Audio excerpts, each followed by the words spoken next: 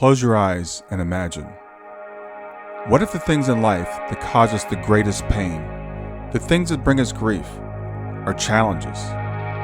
Challenges designed to help us grow, to ultimately become what we were always meant to be. We feel like we've been buried, but what if, like a seed, we've been planted? And having been planted, we grow to become a mighty tree. Now, open your eyes. Open your eyes to this way of viewing life. Come with me as we explore your true, infinite, eternal nature. This is Grief to Growth, and I am your host, Brian Smith. Hey everybody, this is Brian back with another episode of Grief to Growth. And today I've got with me, my guest is Dr. Betty Kovach. Dr. Kovach earned her doctorate in comparative literature and theory of symbolic mythic language from the University of California, Irvine. She taught literature, writing, and symbolic mythic language for 25 years. She served many years as chair and program chair on the board of directors of the Jung Society of Claremont in California. And she sits on the academic advisory board and Forever Family Foundation, I should say. Dr. Kovach is the author of Merchants of Light, The Consciousness That Is Changing the World, winner of the Nautilus Silver Book Award and the Scientific and Medical Network 2019 Book Prize. She's also written the book, The Miracle of Death, There's Nothing But Life. And if you'd like to reach Dr. Kovach, her website is www.kamlak.com. That's Kamlak, and that'll be in the show notes. What I want to introduce, I'll just introduce her. We'll talk a little bit about her background.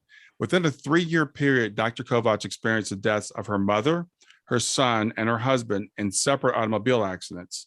While she had studied shamanism before her son's accidents, she and her husband actually experienced her son's consciousness after his death for an extended period of time.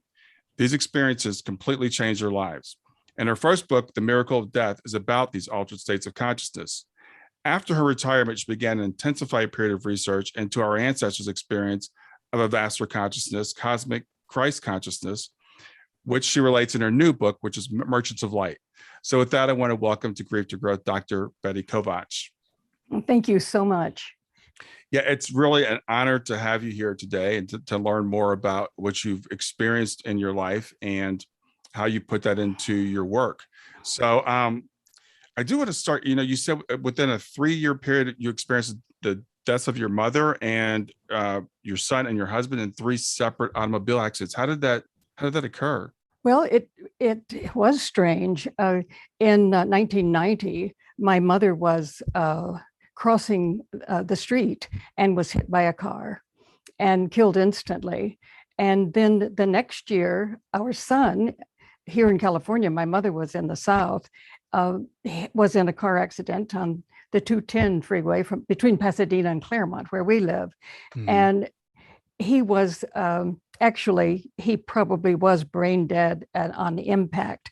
But the interesting thing is the paramedics were coming right behind him synchronistically, and they got him out of the car, took him to the intensive care ward at Huntington Hospital, which was just maybe 10 minutes away. Again, an interesting thing. Mm-hmm. And he was in the hospital for 13 days, but he never did regain consciousness. But that did give us time to come to awareness of what was really going on and how to deal with it. And then 2 years later, my husband went to his home country, Hungary. He had some of his equipment for his work made there, plus his mother was still alive, his brother, big family there. And he went there to visit them. And when he was there, he was killed in a 3rd automobile accident. So it would have been completely devastating for me, I think, if my husband and I had not had these experiences with our son Pishti after he died. But the interesting thing is that we also had experiences before he died. When Pishti was not quite 12 years old, he had a dream. He told me his dreams and he would write them down because we always valued the dream and would talk about them. And one afternoon I was vacuuming the house and he said, "Oh, Mom, I just remembered I had a dream last night So we sat down and he said, would you write it down? And I did. I found out later that he had written it down too and had also drawn some of the images from it. But Hmm. the dream was, he said, I was in a hospital and I was up above the emergency room and I was looking down at my dead body. Hmm. And then he said there was a period of darkness. And then I was on the other side. And he said, I was with other boys and it was in a horseshoe shape. I was at the top of the horseshoe and there were 4 boys on my left and 4 boys on my right. And there was an eternal fire in the middle. And across from me, beyond the fire, I could see the aura of another boy. And Hmm. he said, we were all waiting for him. And we knew that when he arrived, I would be complete because 10 is a number of completeness. Well, Hmm. I thought that was a strange dream for not quite a 12-year-old. Wow. Yeah. And he said, what do you think it means? And I thought, oh, how will I deal with this? It did concern me, of course. But then I thought, okay, I looked at it symbolically and we talked about he's 12, he'll be becoming a man, and that's the death of the child. And we looked at it that way, but Hmm. it did disturb me. But then in the last year of his life, he had another dream in which he was in a violent crash and he was in the hospital and someone was working on him. And then a voice said, you know, he's dead, he's gone. Hmm. But he said during that time, he was going out into the cosmos and traveling so fast. He said, I travel so fast that planets and suns popped as I went by them. Wow. And then he came back and then he would go again. And finally he came back and he said, then I knew I was not that person. And it was in the morning. I was getting ready to go to the school where I taught. He was getting ready to go to his school. He was in college by that time. He was 20. And Hmm. I remember taking hold of his arm and saying, oh, thank God it wasn't you. Well, of course it was him. But at that point, I didn't take it all in. And I said, Pishti, we have to talk about this later. I totally forgot it. Hmm. And he also never mentioned it. But after he died, we were in his room with his girlfriend, Jenny, the girl he loved so much. Hmm. And she was looking at some of his poetry and things like that. And suddenly she said, oh, Betty, look at this. And I realized it was the dream he had written down. And of course, how revealing it was at that point, because he had just died in Huntington. He had been in the operation room and then in the critical care ward and Hmm. then died just as the dream had said. So we did have that preparation, you might say, or he did. But I also had a preparation, as did my husband. For 2 years, when I look back at my dream journal, I had been dreaming of his death. And Hmm. yet I looked at it symbolically again and again. And in some cases, it would be that Pishti had been killed. And then I thought, oh, no, it wasn't Pishti, it was someone else. And yet Hmm. in those dreams, I grieved so deeply. And I really believe that I did a lot of grieving before he died, you know, on some other level. But of course, consciously, I looked at it in a different way and we lived life, you know, joyfully as though we didn't know anything. And I think we did know on an unconscious level, but not consciously. And in that last dream that Pishti had, it was really very moving in a way because I was in the dream at the beginning and there were just hundreds of lights, candles lit. Hmm. And and there was a chanting. And he said, when came in, he said to me, can you hear the chanting? Can you hear? And I said, yes, everyone can hear the chanting. And it was though we were hearing it in our sleep. And it's interesting because the first vision after his death was a spiral of souls who were chanting. And I'll Wow. talk about that later. And then my husband, who was not interested in this kind of thing, but he honored my interest and Pishti's interest. Hmm. And I had been twice to Peru to work with shamans. And the first time when I came back, I had had a vision and I wanted to tell him. I did not pick a good time to tell him. I realized that he was trying to read the sports section of the LA Times, and I don't know why I did that. But at any rate, I was telling him, and I realized his eyes kept darting back to the paper. Mm-hmm. And I said, Pishta, his name is Istvan. I'll call him that. They had the same name, but I'll use the other name for him, Istvan. I said, you're really not interested in this, are you?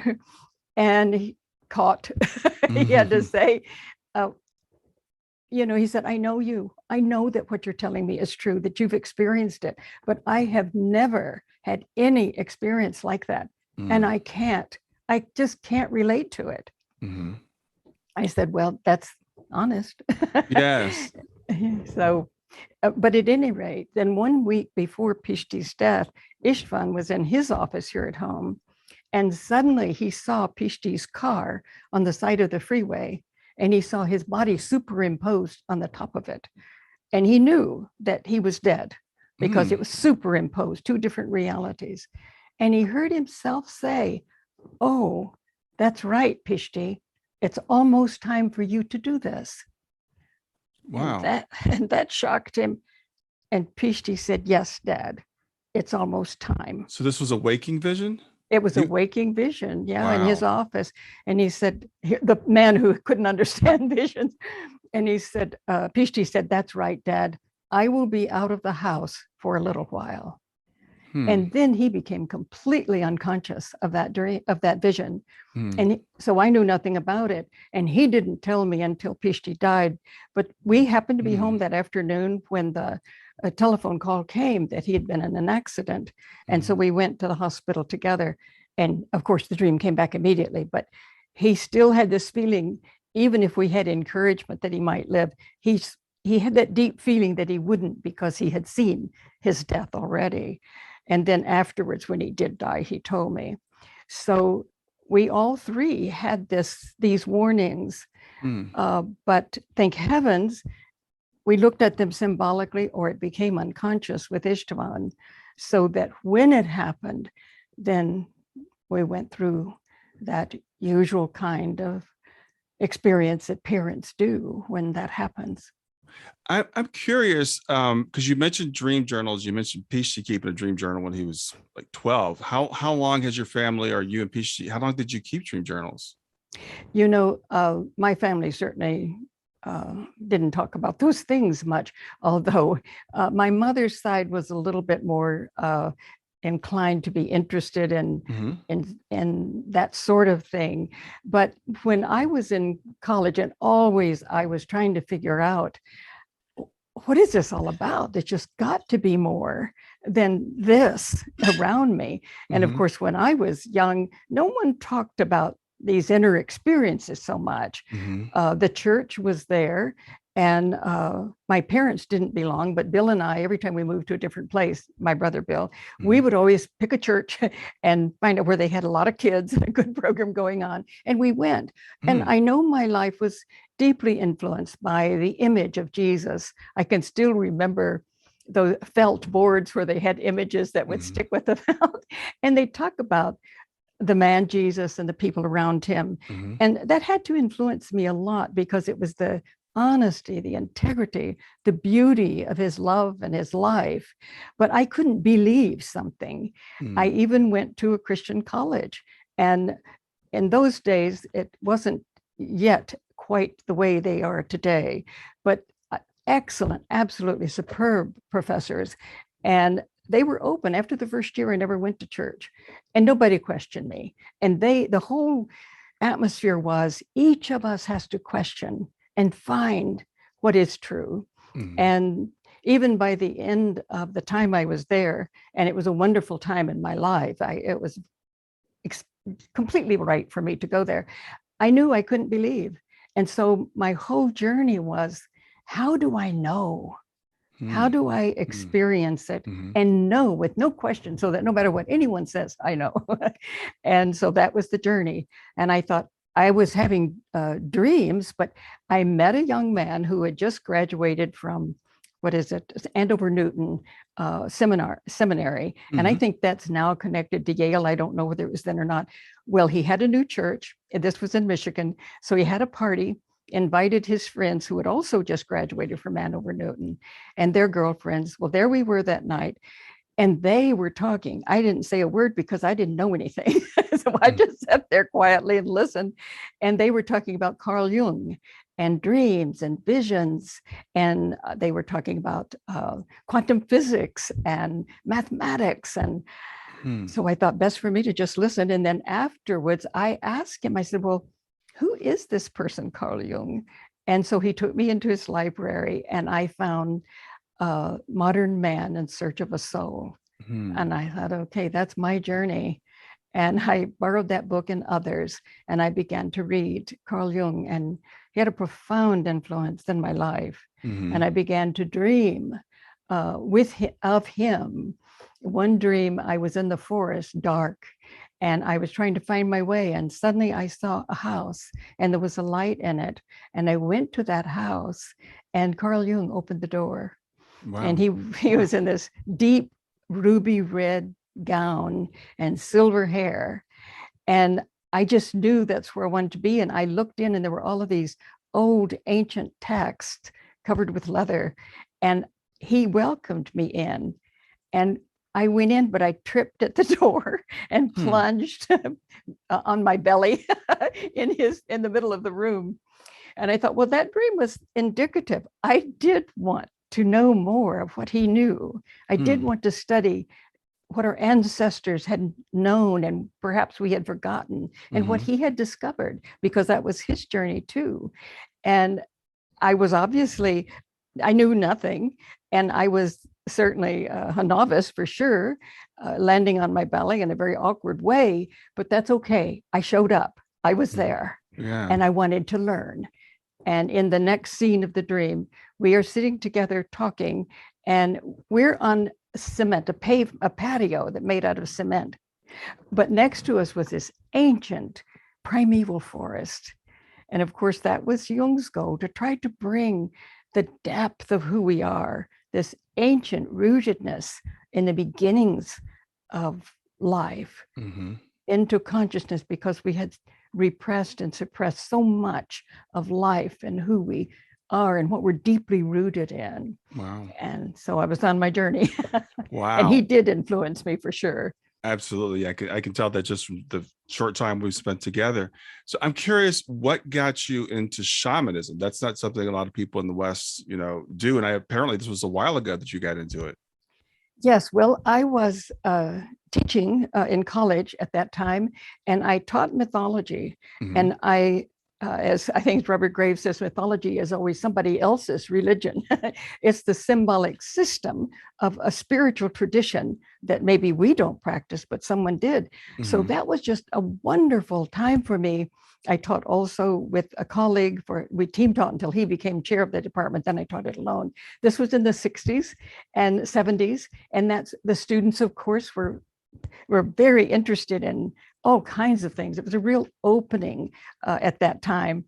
And so we together discovered so much through these mythic systems. And then I looked at the artifacts, and I would have so many of the artifacts on slides. And it was just an incredible experience for all of us. So I always thank those students that together, I wasn't much older than they were, and together we were discovering things about the psyche, the self, and how our ancestors understood and related to nature and to each other, and how they had experiences, which the kids were talking about at that time. I didn't call them kids then.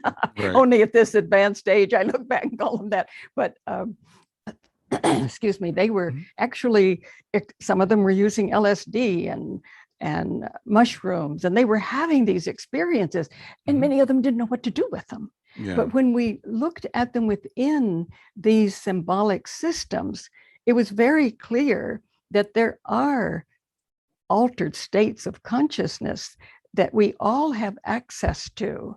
And our ancestors had many techniques of achieving those altered states. And, it's as they say that we have a valve that actually limits this great cosmic mind that we are living in, this universal intelligence that we all are, but we have a valve that lets just a little bit of it stream in so that we can get by in daily life. But our ancestors knew we have that, we are that, and they knew how to get into a place where that valve would open and we would experience who we are.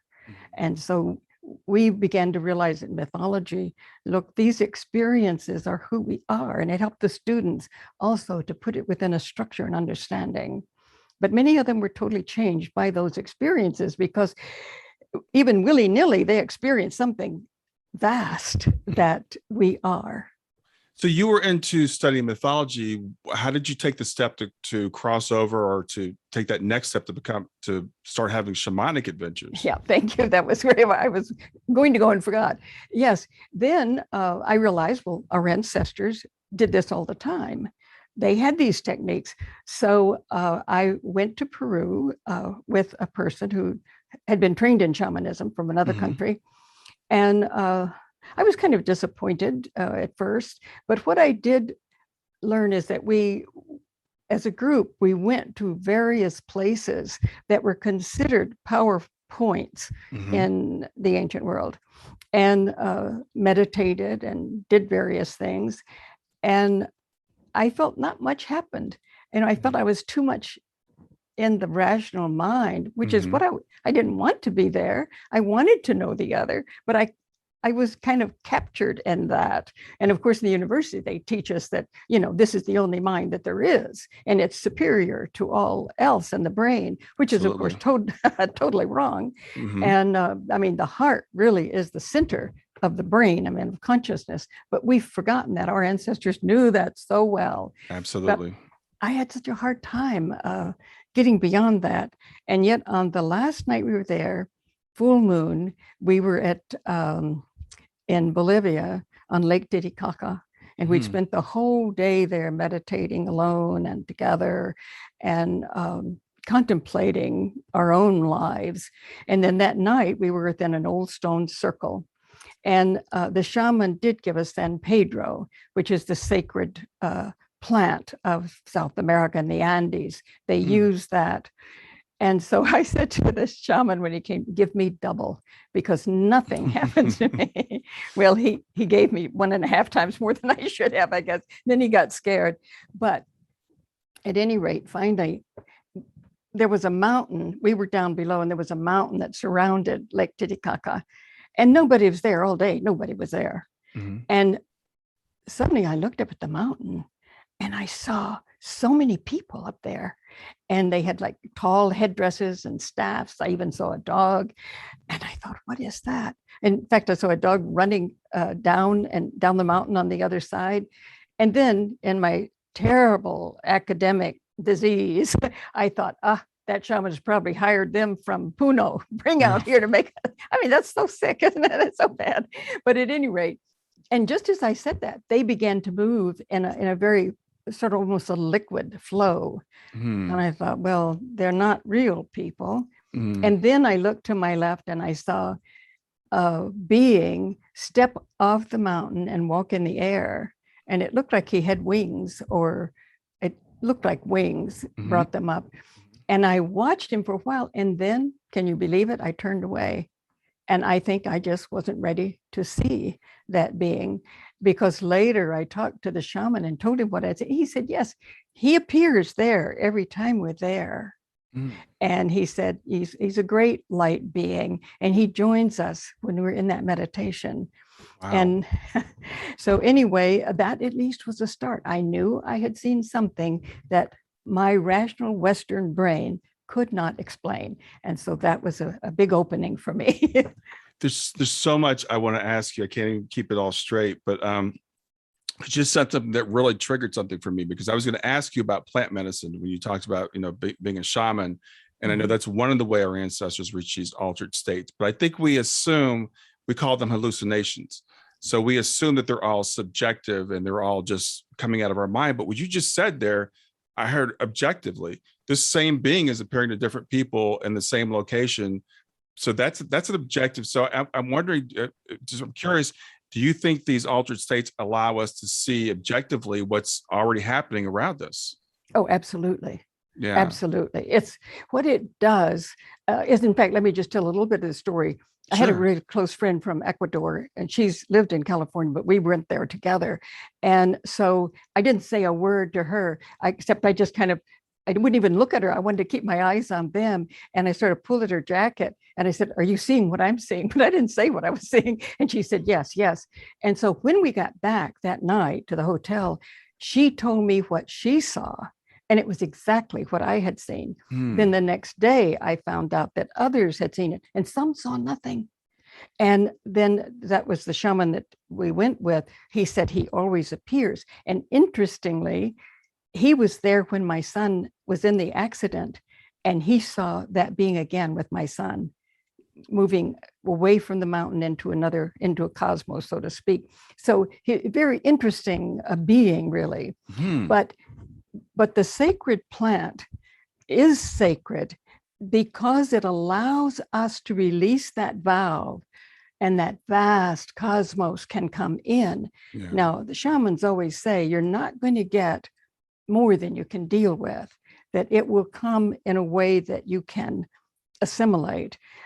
So sometimes people have, like I had that experience, and later in my life with plant medicine and without, but with plant medicine, I also had the experiences of the cosmos and the deep love and creativity of the universe of which we are. So no, they are not subjective. You will see your own life within that.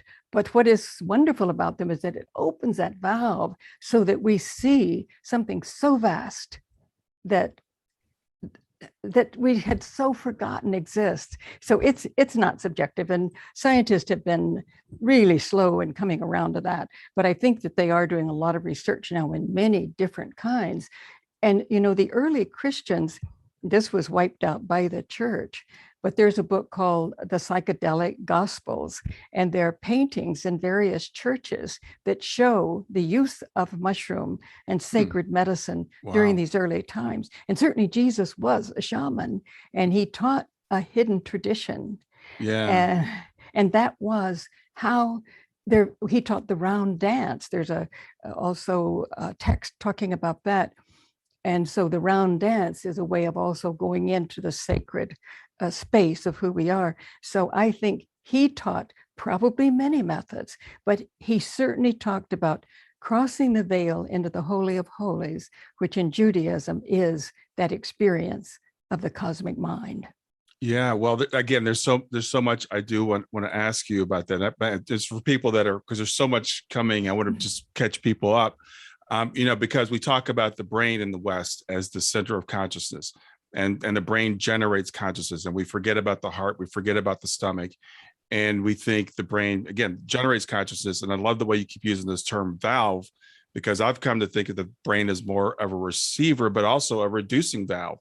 It That is. there's so much going on around us that we can't really handle while we're trying to live our day-to-day lives. So our brain filters that out. And in the Yes. West, I think we've gotten so caught up with that we just become totally blind. Um, the other thing I want to ask you, because again, just as occurring to me as you're talking, is all these great religious texts and all these myths, we call them myths, with such deep truth behind them. Do you think that people were actually reaching into these altered states and bringing back truth that we just can't even see at this point? I do. And that's what gave me such a deep interest in mythology. And also, I realized that in these ancient traditions, these sacred plants were used. So Mhm. I knew I can't be this typical Western professor who's going to say, well, there's nothing to this, or it's just hallucinations, as not all, but many did. I have to experience that. I can't teach something I haven't experienced. Mhm. Even in like Eleusis in Greece, and in the Minoan civilization on Crete, they clearly use these medicines. And if you had a vision with the medicines, that was celebrated. If you had a vision without, that was celebrated. Is that the Western world has tried to make them something negative, and it's not at all. But I agree completely with you. What it is that it does release that valve and allows us to remember and experience what we were born out of. But I think we've just forgotten all of that and negated it. I've heard people who are working in shamanism and they would say, oh, but I would never use medicine. I mean, I'm going to do it on my own. Well, you know, that's, I feel a kind of misunderstanding, because why wouldn't I want to relate to a plant and have a relationship and allow that relationship to open something in me that I hadn't experienced before? It's not, I don't have to be the great one who does it all alone. We don't do anything alone. It's because of other creativity that we can experience it all. Yeah, I think it's a really interesting thing you just said, because I've heard a lot of people say that I want to reach a state, quote, on my own. And, why? Because I think our brains are evolved, again, to keep us alive. And they're evolved to see what's right in front of us. They're evolved to see the danger that's around us. And the more I study the brain, and more the illusion, our brain does not present the world to us as it really is. Our brain is tricking us all the time for our own benefit. It's to keep us safe. But it doesn't present the world as it is. So if there's a medicine that can help our brain to allow us to see what's really around us, I think that's a fantastic thing. We'll get back to Grief to Growth in just a few seconds. Did you know that Brian is an author and a life coach? If you're grieving or know someone who is grieving, his book, Grief to Growth, is a best-selling, easy-to-read book that might help you or someone you know. People work with Brian as a life coach to break through barriers and live their best lives. You can find out more about Brian and what he offers at www.grieftogrowth.com, www.growth.com. If you'd like to support this podcast, visit www.patreon.com/grieftogrowth, www.patreon.com/GRIEF, to make a financial contribution. And now, back to Grief to Growth. Oh, yes. As someone said, every president ought to have to take a journey before, before he goes into office, and you'd see things in such a different way. Well, that's kind of a funny way to put it. But I think that this is a great gift. And isn't it interesting that nature herself has all of these ways for us to experience nature and ourselves? I think that's such a beautiful gift. But I talk about in the Merchants of Light, many of these the ancestral groups that did know how to do this and who did experience cosmic consciousness, and it lasted for several thousand years. For instance, the cave cultures, but also the San Bushmen in Africa.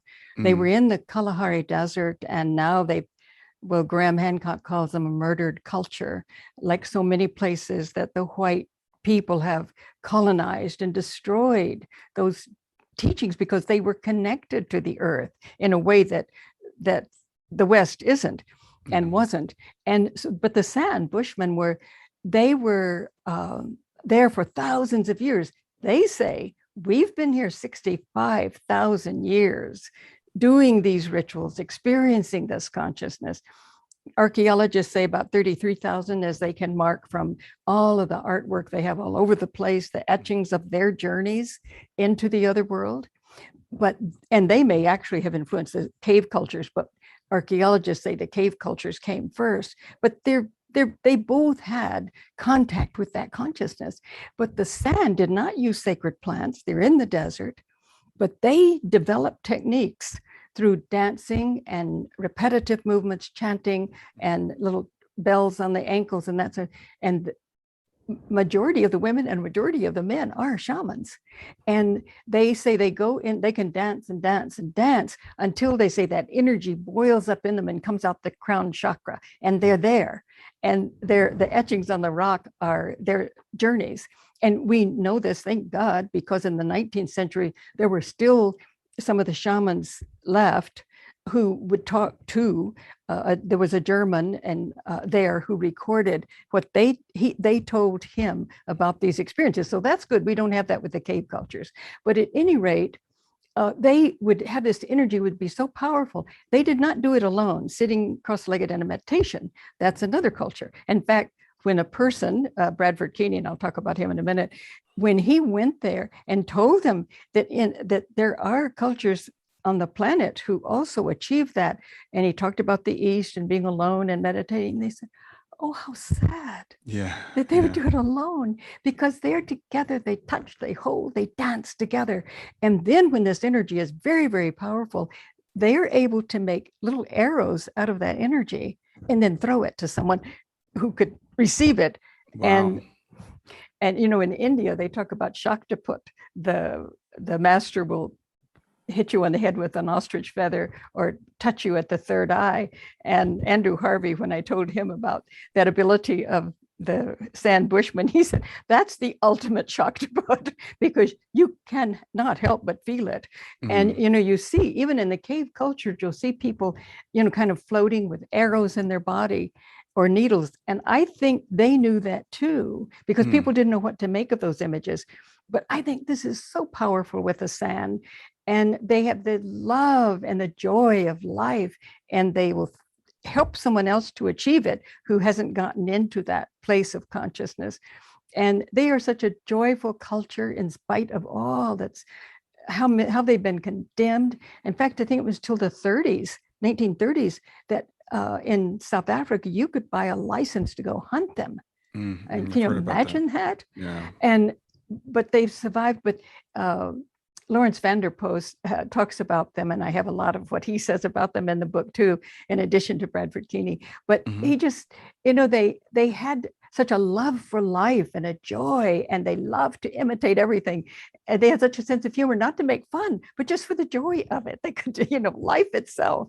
And they continued this, they say, for 65,000 years. Now, there are only a few left, however. Right. I think, you know, it's really interesting, having grown up, you know, in the West and in our modern culture, how we look at these other cultures and we call them, quote, primitive, when usually they are much more developed in the ways that matter than we are. And they're living very happy lives. And we say, well, because they don't have material things. And I wonder if we are so caught up in the material things because we've forgotten who we are. My theory is that the biggest problem that mankind has on this planet is we don't know who we are. We've literally forgotten what kind of beings we are, what our history is, how we got here, how we're connected to each other. And we need to recapture that wisdom that we had. It's not discovering it. It's just, it's remembering it. Yeah, I agree with you completely. The first vision I had after Pishti's death was that chanting spiral, as I told you about, spiraling down. And these were beings, it seemed to me, from all over the universe, who had come to help us wake up. And they were chanting, and I knew what they were saying. They were saying, our brothers and sisters on the planet, on the earth, are dreaming a terrible dream. I love that. Yeah, are dreaming a terrible dream. And we asked them, they wouldn't come without our asking. We realized our need, that we'd forgotten all of this. We didn't know who we are. Yet with the sand, they have no possessions. They love and trust nature, know it. They can communicate with each other at vast distances. They will have like just a little pushing on the heart when they know something's coming through. I mean, we have so many abilities we know nothing about, and they still have some of those abilities. But the West has been cruel in its negation, and the university in just dismissing it and know that's nothing. And I think this is our time to remember who we are. I sure hope so. You know, you just said something there, because there's so much wisdom. You said we're dreaming a terrible dream. I don't know if you're familiar with the work of Course in Miracles, and the theory behind that whole thing. This is a communication that was from Jesus that was transferred, I think, in like the 1970s. And the theory is that we're all dreaming, that we are this whole thing is just a big cosmic dream, and it's frankly turned into a nightmare. It has. And I think that, you know, we're here to create. I mean, I so agree that, you know, the divine is whole and one and eternal, but we can do nothing but create. I had a vision of that at Machu Picchu, that early when I was really trying to remember myself. And I was on a gurney, and these spirits were quickly taking me to Huayna Picchu, which is called the sacred mountain of the old woman. But there, and I thought, oh, great, I'm going to go into the mountain. I'm going to, the great masters are there, and they're going to tell me, things. And then when they got to the mountain, boom, it stopped. And then suddenly that vision just opened. I am the masters. I am the mountain. Wow. We all are this. There were no masters there to teach me. We are the masters. Wake up and know who you are. That was just the most profound thing. And then the next thing, I found myself in a forest sitting, saying what a Western mind would say, but I can't create a world. And then the spirit said to me, you just did create a world in which you cannot create. We can do nothing but create. That just was so astounding to me. Wow. He said, and the voice said, we can do nothing but create. And that's what the divine does. It creates constantly, all of them, billions and trillions and infinite ways we can meet each other in time and space in this dream, love each other and create together. I mean, it's just, but we've forgotten that. And that's the terrible dream. And we can dream dreams in which we kill each other. Or even now, you think we don't know who we are. So we're talking about transhumanism and making the human being with a machine and making him better when we don't even know this divine, infinite, creative being that we are. Yes, absolutely. Dangerous dream. It is. And I want to ask you, because I asked you for a list of questions, and one of the questions I wanted to ask you is, in what way did the Roman Church determine the development of materialistic science? Because, we've been told, and I've observed that science, seems to lead to materialism. We say science is materialism. So anything we can't measure, we can't see, is not real. So in what way did the Roman Church contribute to that? Okay, and this is really true. I agree with you. The science that we have had since the 1700s, that science has been very limited. And quantum physics now has gone way beyond that. And it does see multiple universes, for sure, multiple dimensions of reality. But if we can go back to these cultures of our ancestors that did exist, like the cave cultures, the sand culture, and the Egyptian culture was just incredible in these initiates who knew and could experience that. And that's on the pyramid walls, the pyramid texts, thanks to Jeremy Nadler, we know that. And then the paintings have been revealed and the text now. These people were incredible how they knew about this consciousness and knew how to step into it. But then there was the Hebrew culture. And now we know that the early Hebrew culture was a shaman mystic culture. And it wasn't until 621 when the Deuteronomist changed everything. So here was a group, a power structure, and for various reasons, I assume, they threw out these shamanic wisdom texts. Now, many Jews took them to Egypt and saved them. That was no longer part of Judaism. The feminine, which was a symbol of the soul, of nature, of love and relatedness, out, no more. There's only a male God, Yahweh. But the text before showed Yahweh and wisdom, his feminine counterpart. They created the universe together. And then afterwards, he made it all by himself, and his memory seems to lapse. And also he becomes a tyrant and violent without this soul. But at any rate, it was 621 when the Deuteronomists changed that. Now, Jews went in various places and kept this alive. And I think it emerged again in Kabbalah later in Europe. But then there was the Jesus tradition, which is actually a rebirth of that shaman mystic tradition. Jesus was the Jewish attempt to bring back that shaman mystic experiential tradition of gnosis. And there were Jews who would have nothing to do with the second temple. This was the first temple tradition. And but later, when the Jesus tradition began, there were Jews who were Essenes. They were at around the Dead Sea, where the Dead Sea Scrolls were found. Those were Jews who felt they were holding the true covenant of the Jews, the true covenant of God, which was mystical experience. And then there were Essenes all over the place at that time. And there were the Therapeutae in Egypt, and they were Jews even some of the early church fathers thought that Jesus probably had been born out of that mystical tradition. And there were other mystical traditions. But the Jesus tradition, when the church came along, well, even earlier, they started inverting the Jesus tradition into believing in him, following him, not becoming him. But the hidden tradition that Jesus taught was that you do not follow me, you become who I am. Yeah, When you drink, I'm sorry to interrupt, but No, it's no, not no. even that. It's not even that well hidden. It's there in the text, but they've totally distorted it. I mean, Jesus says it all the time. That, I know. you're going to become me. You're going to do greater things than I am. Exactly. You know, Exactly. eat of my body. I mean, he says it all the time. Yes, and the communion, yes, to take that's who.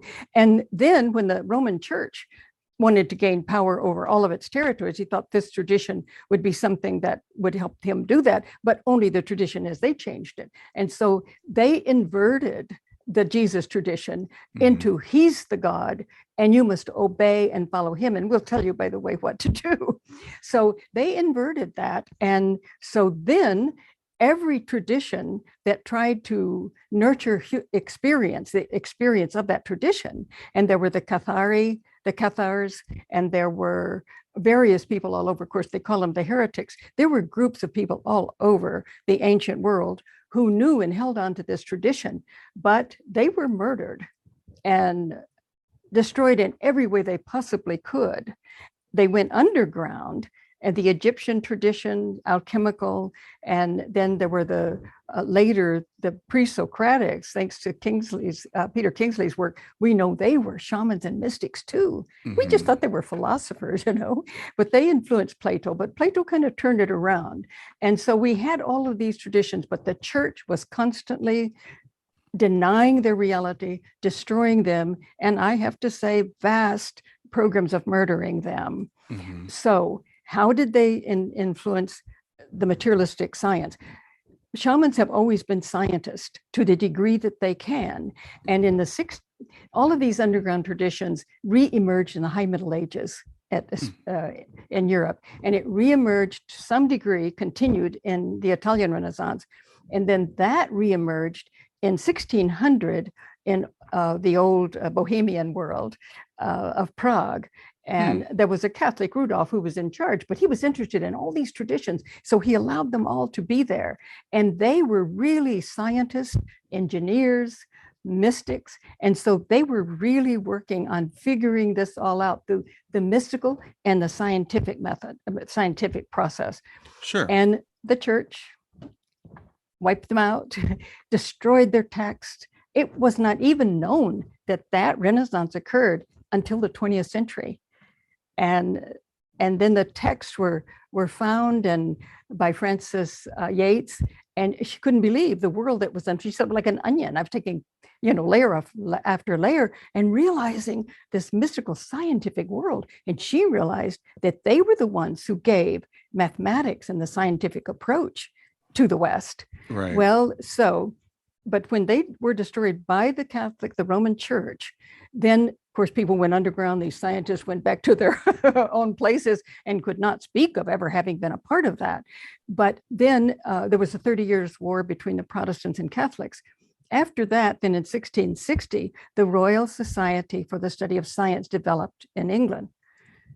It was really clear after all of that killing and repression and suppression that you could not possibly study the mystical consciousness because the church would not allow it. You'd be dead. And so science began with severe suppression from the Roman Church. There was no way they could do that and survive.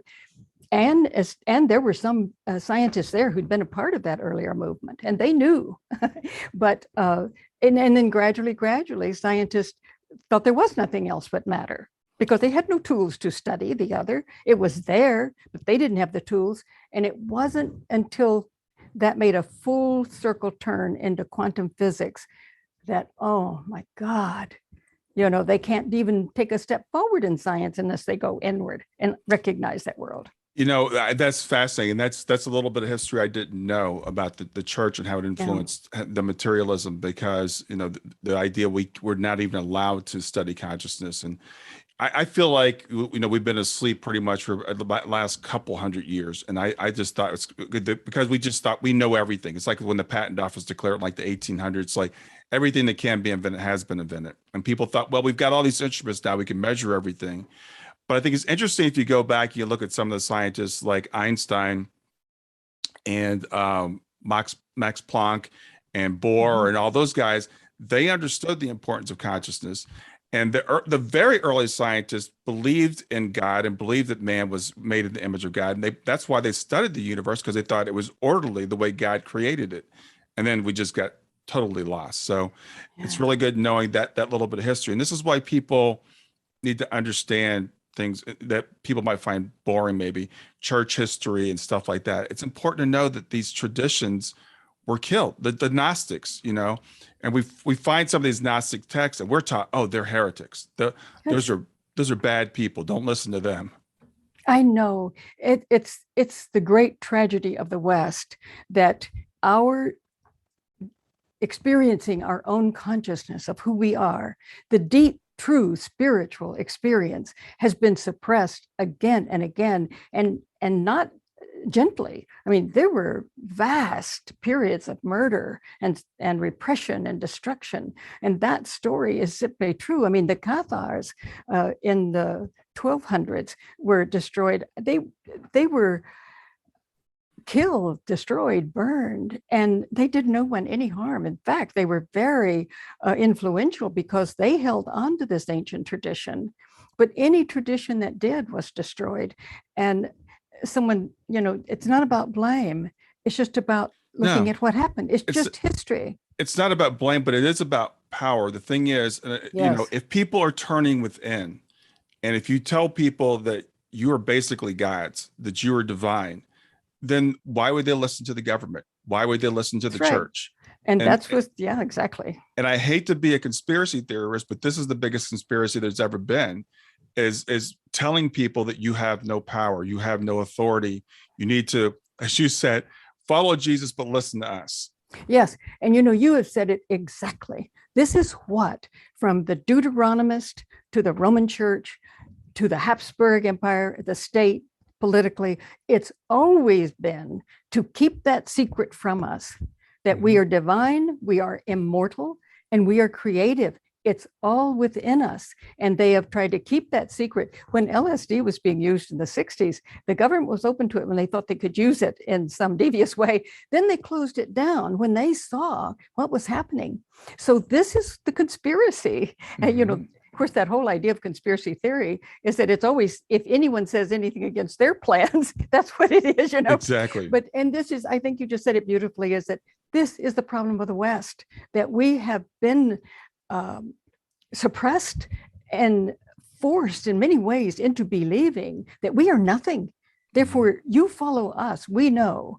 The church knows, the Deuteronomists know, the government knows, the health agencies know.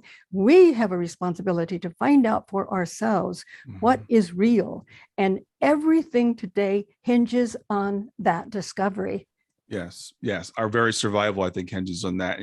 As we were speaking, I was thinking about, even to this day, the drug laws. Okay, so alcohol is legal. We drink all the alcohol you want. You can smoke cigarettes, whatever.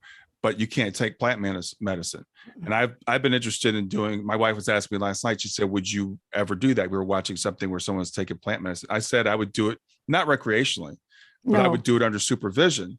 I think it's, I've been very interested in this for a while. A guy sent me a book many years ago. He had gone to South America to take an ayahuasca trip. First I'd ever heard about that. But I think today there are a couple places in the US you could do it, but still largely illegal. Mushrooms are illegal. Of course, anything that is going to release that secret to us is illegal, and you shouldn't do it. It's bad. And you should do it, whatever you do it on your own. Well, it's, I was interviewed by a person not long ago who had been an addict for many, many years. He was in prison. And he told me, he said, I've been clean now, I don't know, for a very long time. And when I met him, he said, the way that happened for me is that I took plant medicine and I experienced that cosmic consciousness. He said, after that, I never once desired to do drugs again. So Yes. I think they're also discovering that many of these plant medicines can heal this horrible addiction we have, much of which is grown out of this despair and horror of the limited world that we live in. And if we don't experience ecstasy, we can't really live. The ecstasy is our birthright. Yeah, and there is some research slowly leaking out now where they've done microdoses of some plant medicines under the right conditions, and people are being cured of all kinds of stuff: drug addiction, depression, anxiety, with maybe even one trip, with a shaman that guides them, that says, hey, if the world's not as bad as you think it is, you're being fooled into thinking that it's a terrible, terrible place. Mm-hmm. And I think any time that we are presented with a situation that is horrible and everybody gets afraid, is filled with fear, this is the perfect setup for control. Absolutely. And the government to step in and say, well, we can handle that, we can solve that, but you'll have to do exactly as we say. Yeah. And this is a very dangerous thing, and it's happened again and again. But this whole thing with thinking that this whole egotism that has developed in the West of thinking they're better than any culture they went into. I mean, they never knew the San. They couldn't possibly, or the native people here, or the native people in other places. They couldn't see because they had no idea. We are ignorant often and blinded to the depth of heart consciousness. It doesn't even exist. Heart's just an organ. And we could not see these people. They couldn't tell us anything. They couldn't reveal anything because we were so egotistical. We would let nothing else in. We are superior. And anytime, this is, I think, the danger that we face often and today is that a group of people will be able to gain enough power that they begin to get sick, very, very sick, sicker than the usual Western mind, into this feeling of superiority. And that they can then figure out what they're going to do with the whole planet now, how they're going to do it, and who is worthy of living and not. I mean, it's a craziness and an insanity that is the result of us not maintaining that ancient tradition of discovering who we are. So the ego gets flipped wrong side out, and we think that we're superior and we can control others, and that's the solution to it. And it's a great illness that we suffer today. It is. That's just the exact right word. It's a real illness. So let's talk about what is cosmic consciousness, or what is Christ consciousness? We hear people talk about. What does that actually mean for us as individuals?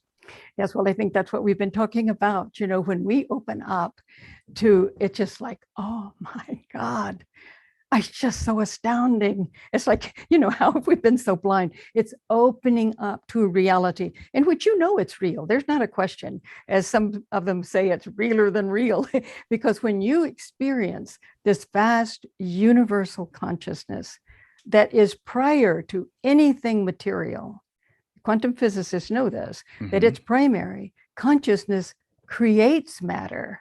Yes. And when we get to the source of who we are, it is that sense of absolute ecstasy and love and delight and joy. And within that, we can see that, yes, we do come in and we play games in the material world. As one physicist said, what is it? Matter is what spirit looks like in the physical world.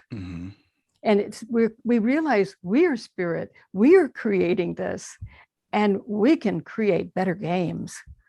We can create better games. So it's just that experience. But I think most of all, people who have near-death experiences often experience that consciousness, and they realize that the love is so intense that they couldn't even have imagined love in that way. But, I think, for instance, when as parents, we lose a child to death in the physical world, the grief that we can experience shows the tremendous ability we have to love. It's such a beautiful, deep connectedness. And I think we can experience that in that cosmic consciousness. And I think that in the years, that decade that I lost everyone in my family, I grew more in that decade although I'd always been looking for these things, it was that decade that transformed me, changed me. And I'm grateful for it. Now, you mentioned earlier, and it's so much to talk about. I feel like we're not even getting close to everything I'd like to discuss with you. But you mentioned earlier you had this experience with PhD before he passed, but you also alluded to maybe a few experiences after he passed. So tell me about that. Yes, and the book, The Miracle of Death, I give those experiences, many. My husband and I had many after PhD's death. He was, first of all, well, it was the next day after his memorial that we began. And we remember Ishvan said, that's what PhD meant. I'll be out of the house for a little while. He came back, and Ishvan experienced him, and I did too. And he was always so joyful with Ishvan, with his dad. And Ishvan had experiences in which he realized that he and Pishti were one soul.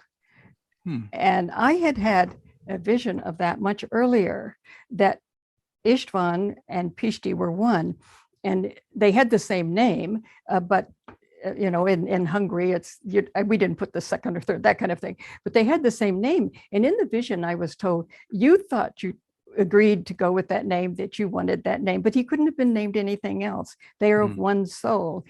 Well, then the first vision that Istvan had after Pishti's death is that, first of all, he wanted us to know he's fine, he's well. And he also wanted us to remember that we knew this, that we knew that we were going to do this.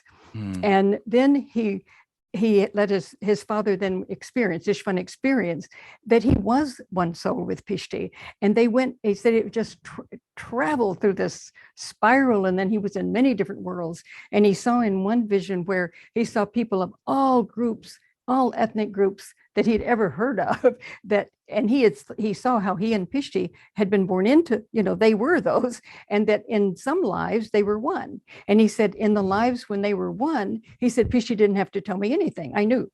And then he said, when we were in two different bodies in that world, as in this life, then Pishti explained things to him. And it was so interesting, because when he had that journey and then he told me that, I said, I had that experience that you two were one soul. Well, it was no question to him after that, because he experienced it, he knew it. And so we each of us experienced him many, many times, very, very clearly, sometimes with plant medicine. And I must say that opened up such a vast reality. But also we experienced him without plant medicine, especially in the beginning. Ishvan said on the way to work, he said, like, I've been closed off. He said, I realized I could not get into this because Pishti was going to do that. I could not do that until he died, till he stepped out. And he said, it was like tape recorder going off on the way to work, reminding him of everything. And he'd come into my study and say, which book should I read next? I got to make up for 50 years. Wow, that is so awesome. And he just Pishti was there constantly. And I also, I was in a bookshop and I heard some music. It was called Miracles, I found out. I got the music, came home, it just so deeply affected me, put it in Pishti's room. Had become like a meditation room before he died. And I put it to play in his room, jumped into my sweats. And when I heard the music, I had to go into that room. And when I did, I lay down on the bed and he was there. And I couldn't see him, but I knew his presence was in the upper right-hand space. And then he says, Mom, let's go through all of the phases of my life together. This was right after he died. And we went through many things that were so, joyful and some sad. And we were surfing on the ocean of life. And he said to me, just go with the flow, don't get caught, just allow yourself to flow with what is. And so there would be times when I would think, oh, I can't let that go. That would be so deep in me that I just thought I couldn't release that. And I'd start to sink, go down into the ocean. And he would say, no, let it go, live each moment fully, then let it go. And then at the last, when he was in the trauma center, and I remember thinking, I can't do this. I can't let him go.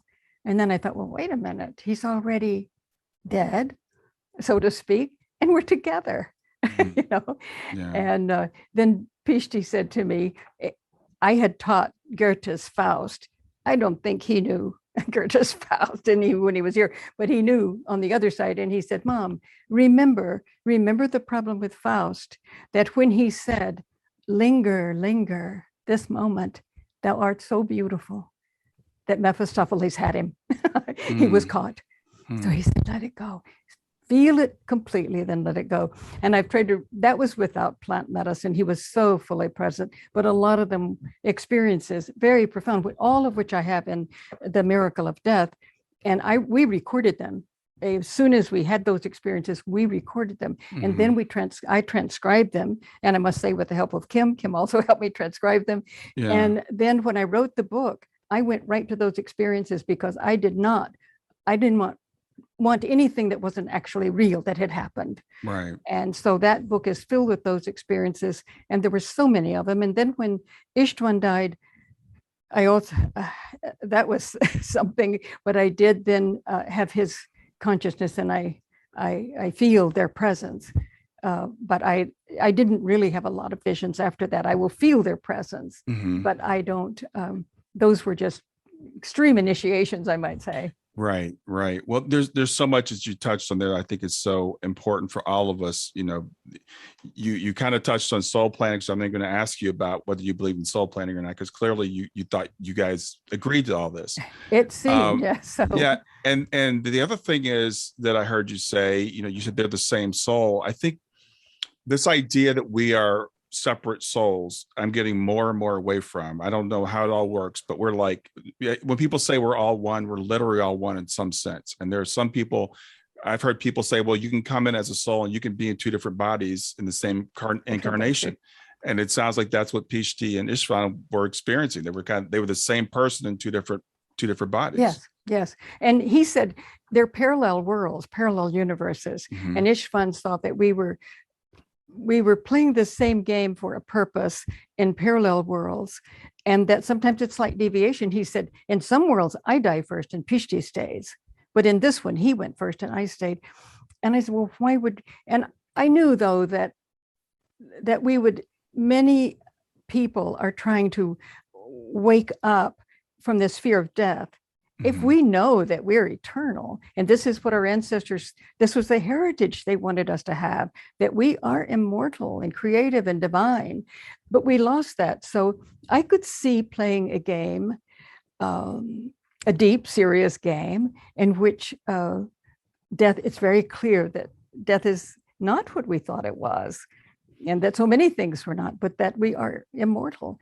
And it seems, I don't know exactly all of the reasons, but it would seem that I know my feeling was, if in writing that first book, that if I could help anyone get through the loss of a child or anyone they love, then it was worth it. Yeah, and what you just said, I think that perspective, we've got everything so flipped upside down in our culture. If we have the perspective that this is the game, this is the dream, this is the simulation, that we are eternal beings, because when a parent loses a child, the first thing is why? Why would this happen? Why would God allow this to happen? And I've heard so many parents say, well, I would never, ever plan this. Well, no, not as a human being, you would not, because you think they're gone. But if you think of yourself as an eternal being that's still connected with them, that's going to see them again someday, and you see the growth. I mean, I look at you and you're just so full of joy and life and wisdom, partially as a result of the tragedies you've experienced. Absolutely. And so as eternal wise beings, we'd say, yeah, I'll do that. I'll take that on. I'll agree to go first. I'll agree to be the one, this time that stays, because it's going to spark this growth in me. Like you said with Istvan, he opened up. He like blew open. He did. Yeah. But I think that's part of not knowing who we are, is that we don't realize our creativity. And it just, sometimes I think, well, I don't want to come back to this world. It's really crazy thinking. And I think, no, I'll get on the other side and I'll see clearly that if I can do anything, I would come back. But I think we don't know that we have enormous effect. We forget that. And we say, well, I'm just an ordinary person, Yeah, that's great. We all are that. Right. But we have powerful potential to change the world around us and we just don't know the power each person has, not a person without it. Right. Well, yeah, I know, as we were talking, I was thinking, I know you're part of the Forever Family Foundation. I'm Yes. part of an organization called Helping Parents Heal. So we had a conference a few years ago. We're sitting there, all of us parents who have had children that have passed, and we're all to the person saying, I will never do this again. This is my last time. We're going to be, when we get over the other side, we'll be sitting around, we'll be telling stories about this, but we're never doing this again. And I said that. I said it many times. I don't say it anymore. Because I'm like, I'm starting to understand once we get back to the other side and we see the bigger picture, we're the people that are going, yeah, I'll do it again. Oh, yes. And we see one little stone thrown into the water and you see all of those ripples. And I think when we see that, we think, oh, yeah, that's what I want to do. Because we know that we can play incredible games and learn incredible things and experience so many things. But we can also create a world in which there's so much suffering and so much death and so much loss of consciousness that it isn't worth playing. It's too painful. It kills us. It kills the soul. That we don't want that kind of game to be played anywhere. And if we can get a glimpse into how to change it, we'll come back again and again. Let me ask you one last question. I literally could talk to you all day long. So I want to ask you, because I've heard a lot of people say that we as humankind are waking up. That we're going through a period of transformation. So what are your thoughts on that? Do you think we are, or what do you think humanity is in terms of our evolution of consciousness? Well, in Merchants of Light, I really addressed that. And I was so amazed when I started doing that research that in the 20th century, we discovered so much about this past that we didn't know. Our scientific work, our mysticism, the cultures that we were able to create, and the wisdom that was there. I didn't know, and we didn't know until the 20th century, that there were just so many scholars in the 20th century who discovered these cultures and wrote about them. So we're discovering, who these ancestors were. That's who we are. That's what we can be. And we launched the book in England at the Scientific and Medical Network in 2019 in November. That was a wonderful time because there were people from Russia and from Scandinavia, all of Europe, and more in the West. There were young people, there were middle-aged and very old people. And this scientific network, they've had, I think, 6 Nobel Prize winners in science over the time they've been active, but they had many young people too. And it was such an exciting time. It's like teaching in the 60s, because they were so excited and they feel that a renaissance is here. In fact, in the book, I say there are 5 times this underground traditions have come up. And I mentioned all of them through the 16th, that's called the Rosicrucian, then the German Romantic period. And today it's been a renaissance of this knowledge of who we are and what we've done and our potential. And so I think, yes, it is. But I think that we are up against the greatest darkness because we've had all of these centuries of suppression, repression, and now there's this horrible disease of trying to make up for not developing within. And it's the totalitarianism, the control, and they have technology now. They have so many other things to control and make us even not human because they don't understand. They don't know who we are potentially. Right. Although, and that's very dangerous. So I would say we're up against a great darkness, but if we know who we are and what we're up against, I think we can play a very good game. Yeah. And I was also delighted, a friend of mine in the UK just wrote and incidentally mentioned, and I don't remember his name yet, now, but I didn't know it till she told me, but there's a man who had an experience from Italy, and he's part of into this technology. He had an experience of cosmic consciousness. Vast. And I think she said he developed the iPhone. I'm not sure. Reason I'm telling this and what makes me so happy is that there's among these people, there is this person and perhaps more who knows who we are. And we need that knowledge. He's playing a very good game. If he's in that group, and he knows that. And I just saw that there's a book that's coming out. I think it was $100 or something on Amazon, so I didn't buy it, but I hope to get it one day. But there are all of these people talking about that who are in this kind of technology, and he's a part of it. And so I think things like that are going to help us heal this horrible illness of the Western mind, now almost the planetary mind, that has been suppressed and distorted and lied to, that it's nothing. And, it's, well, by golly, I'll create something, when they're superior, they can do it. And so that's an illness. I think that's the darkness we're up against. Yeah. We need to see it clearly, but we have to also know who we are to do it. Absolutely. Well, Dr. Kovacs, it's been fascinating speaking with you. And I want to tell people again, the books are The Miracle of Death, which is about your son, Pishti, and the thing that you went through in your grief journey, and also The Merchants of Light, about this greater consciousness. And I want to encourage all the listeners that are listening to understand who you are, and to turn within and to take back your own power and develop your own consciousness. And there's so much out there. Just keep exploring. So any last words you want to offer? No, I just think if we do that, we can play a divine game together. And truly heal the planet. Absolutely. Well, thanks a lot for being here, and you have a great day. Oh, thank you. I enjoyed meeting you so much. So that does it for another episode of Grief to Growth. I sure hope you enjoyed it. If you like this content, make sure you subscribe. So click on the subscribe button here, and then click on the bell to receive notifications, and click on all. That way you'll be notified whenever I release new content. Thanks for watching, and have a great day.